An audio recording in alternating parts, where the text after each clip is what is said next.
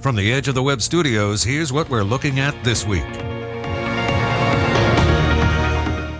So welcome to the Site Strategics Digital Marketing News Desk. This is the bonus news, podcast, and video for Edge of the Web, episode 350. And I'm your host, Aaron Sparks. Joining me this week is, to get her take on it, is Amy Bishop. So let's look at our first article. All right, so from CNBC, this is some interesting information. Apple is gathering data from Apple Maps to show how well people are social distancing. So Apple on Tuesday launched a new tool that actually shows how well people are actually following social distancing guidelines. It actually gathers anonymous data from Apple Maps and works similarly to what Google is doing to show trends from Google Maps. Now, this was an interesting article in a number of ways, but Amy, what's your first take on this data gathering? I mean, we're crowdsourcing information regarding where we're moving in the country, right?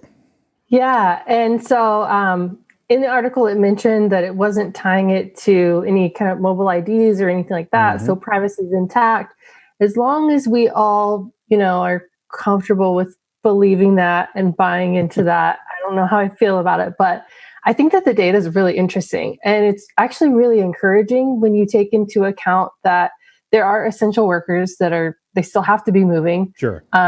Truck drivers, obviously, there's still going to be a lot of movement there as well. But then also, driving in most cases had the smallest change, but it was still down significantly. And I know a lot of people that are still going for drives or going for walks, right, not necessarily to go anywhere, but just to get out of the house. So some of that movement that we see isn't even necessarily people that are planning to go anywhere out in public. So I thought that the data actually looked really interesting and really encouraging.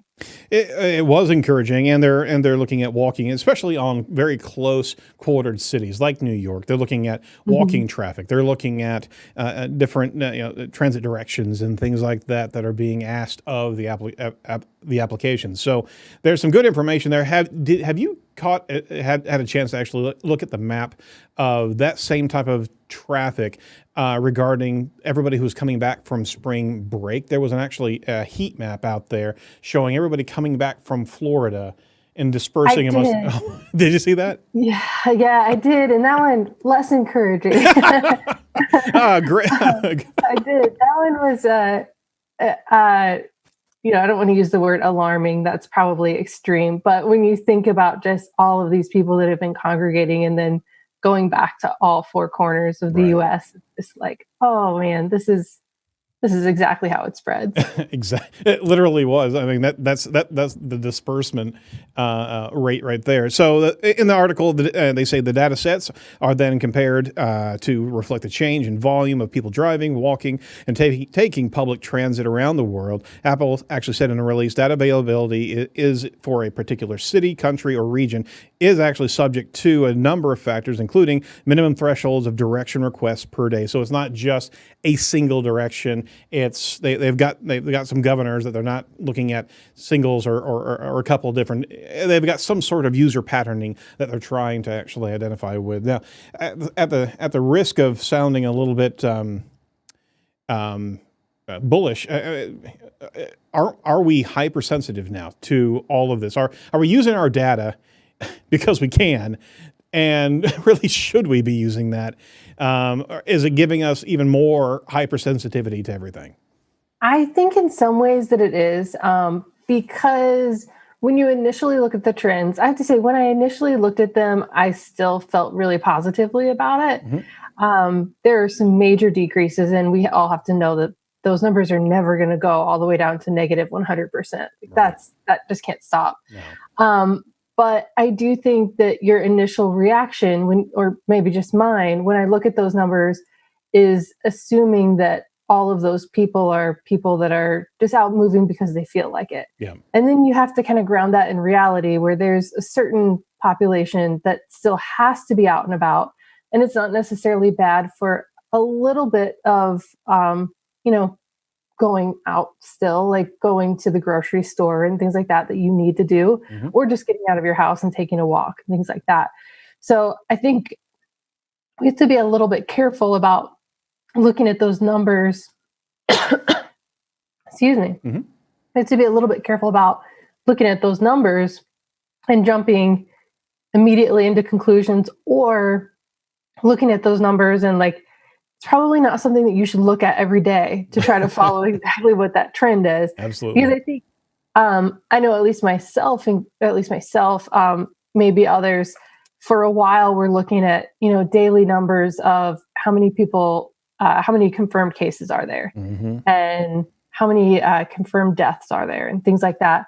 And if you look at that data too frequently, Yep. I just think that you can give yourself more stress. Just do the things that you need to do.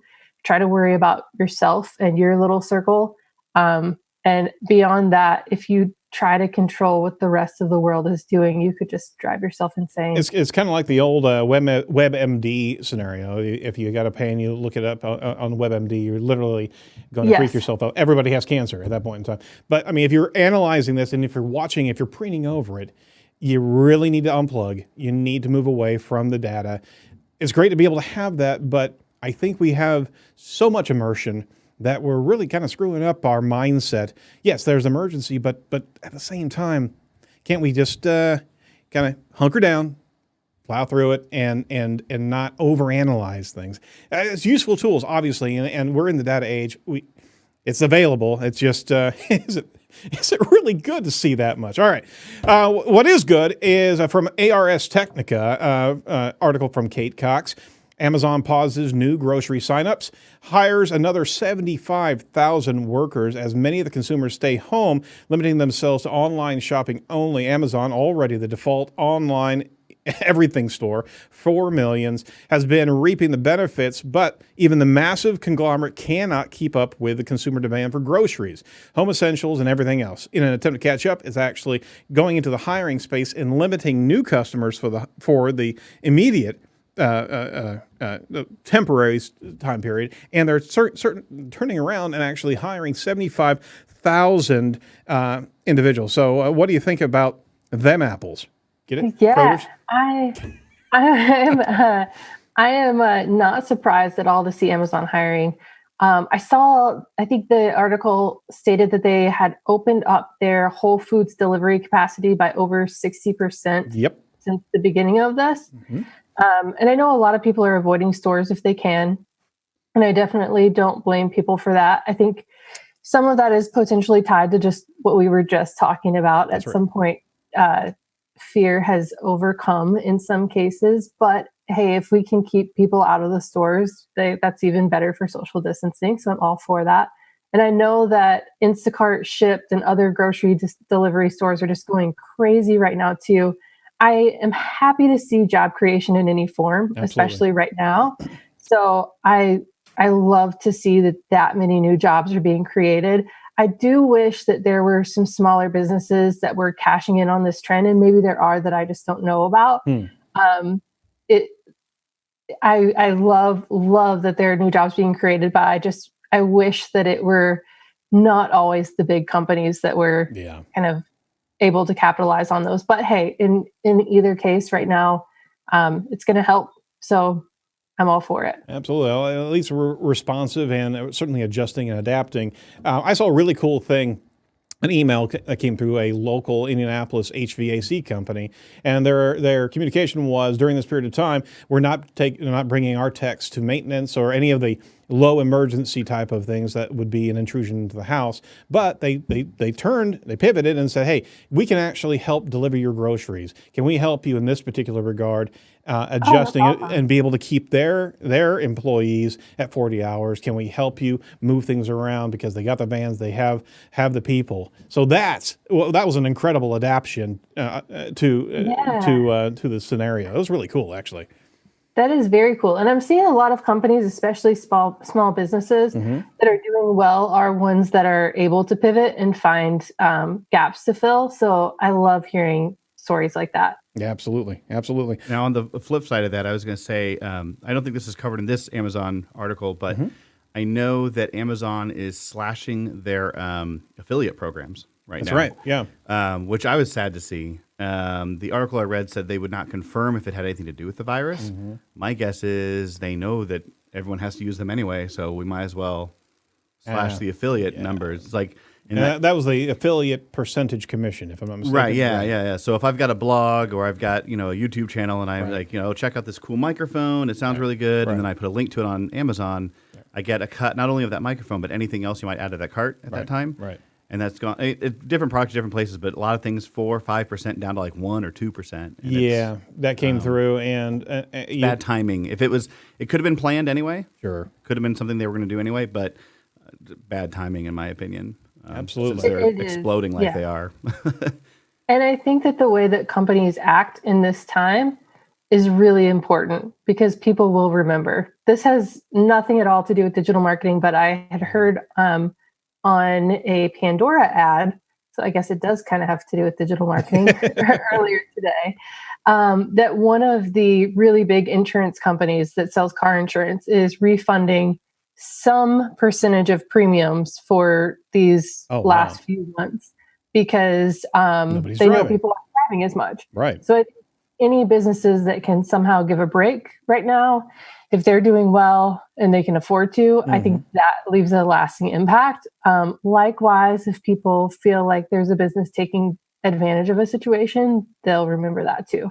Absolutely, and that is a good point to actually reference what we're going to be talking about in our show today, because they're you've got to be deft and agile at the same time. This is not a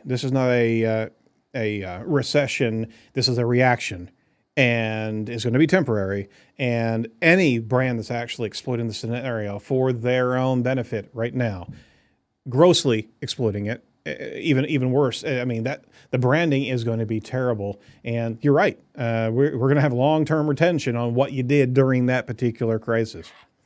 Good stuff. All right. So for last article from Search Engine Journal by Matt Southern, Google reveals how search behavior has actually changed during the COVID-19 pandemic. Google actually published data on recent search trends, revealing the top 5 search behaviors and how that's changing during the pandemic. Now, check this out. Well, obviously, the data has been compiled to assist marketers, right? Because there are shifting sands right now in this space. So they actually rolled through and summarized 5 different shifts in consumer behavior. One is assembling critical information, discovering new connections, adjusting to change their routines, praising everyday heroes, and taking care of themselves and others. These are the shifts that consumers are actually having. So assembling critical information, speaking to consumers have a critical need for new content to help them get by and adapt.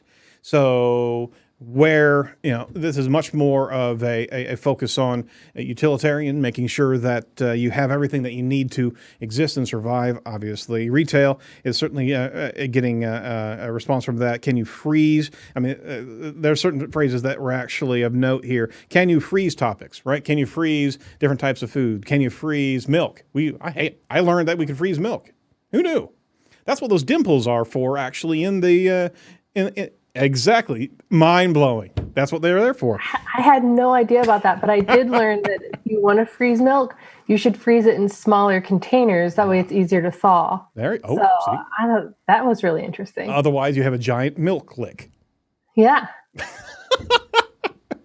Home delivery certainly has exploded. Short-term work employment and mortgage rate suspension have been key factors on the critical side of things. Google actually offers recommendations of how to respond, acknowledge the new reality, give people credible, detailed, and current information about your operations. So not only are they sharing shifts in patterns of behavior, but they're also recommending to business owners, large and small, how you can respond. And it's some really good guidelines. Acknowledge the new reality, give people credible, detailed, and current information about your operations, reinforce that you're here to help. Regularly update communications across your website, blogs, social handles, and Google My Business page. Absolutely. And be flexible. Help customers with cancellations, refunds, and customer service. And that's really important, especially for agencies and marketing firms. Sometimes you have to let it go. And in our own organization, there's been a couple clients that had to downshift and had to shut down their budgets. But you know what? Best thing in the world is how much time is it really going to take? I mean, to be able to help them out during this particular period. If you can actually help out lower some of the impact of your deliverables, expense-wise, but if you can actually put forth some effort for your clients, they're going to remember you as well, right? Likewise, yeah, and I totally agree. I've had a couple similar situations, and I think it just goes back to the way that you handle this right now is something that they will remember, because this is everybody's time of need in some ways. So it's kind of a good time to put your money where your mouth is when you say that you're a partner and that you want what's best for their business. You really have to come through on that right now. And ultimately, if you do that, then the long-term relationship will be better for it. And I think that's what we really all have to remember and keep in mind. It's not really worth it to get that paycheck today at the expense of the long-term relationship. Exactly. We can't go into the rest of them, but they did expand on adjusting to changes in routine, as well as praising everyday heroes, being able to lift up some of your own employees. Many are risking their own health to do their job, which has led to a spike in search interest. So thanking essential workers. So you've got to, if you're a marketing firm, make sure that you recommend to your clients. These are some certain messages that absolutely need to be embraced here during this period of time. Highly recommend looking at that article. It was a really deep dive into a lot of concepts, right, Amy? Yeah, I really liked that article. I thought that it went into a lot of detail. And there are a couple main things that I really took away from it, which are that a lot of searches are becoming more informational in a lot of ways. People are really seeking out content that they can read or that they can watch, that they can really dig into. So this is a really good opportunity for businesses to think about what content that they can create and what gaps that they can fill, that it's still relevant to their business, but that it's also helpful. And then people are really vulnerable right now. So they're looking for content to address some of those major shifts in their lifestyle. So empathy goes a long way, or at least not being too salesy. And I mean, I always harp on being customer centric, but I think this is a really, really important time to be customer centric. And also people are looking for that connection. So I haven't seen any stats on kind of how people are consuming that content, but I think that videos could do really well right now because a lot of people are home by themselves or home with, the same person all the time and are looking for connection. It mentioned that people were searching more for things like With Me and do it yourself and really trying to fix problems that they normally may hire out. And I also saw in another article that near me searches are down, obviously, not surprising. But if you can look at your keyword data and see where near me was doing really strong or doing really well, and then see if you can potentially offer something online to meet that need and then kind of address your keyword strategy to support that, that could be an opportunity as well. Absolutely. Good take on that. All right. So we certainly want to give a thanks to our continued sponsor, Ahrefs. If you haven't come across Ahrefs before, got to check them out, ahrefs.com. If you're interested in a competitive analysis to be able to understand your competitors and what they're ranking for from a keyword standpoint, why they're ranking with the different content they've got on their site, as well as the inbound links, Ahrefs is going to be able to show all that. If you're not getting significant search traffic, check out the tools because it will actually assist you in creating pages and content. If you're wanting to analyze link toxicity or understanding link velocity, all that's right there in that application. So they also have a really cool site audit that you should check out as well. So we highly recommend ahrefs.com. You can actually go there and start a free trial today. You can swim in great data just like we do at the shop here. All right, that's it for the Edge news this week. Be sure to check out the full interview with Amy Bishop. And if you wouldn't mind, we'd certainly appreciate it if you can like, comment, and subscribe to our YouTube channel to get updated on when we go live next. That'd be fantastic. And let us know how we're doing on the iTunes side of things. Hey, give us a review if you're interested.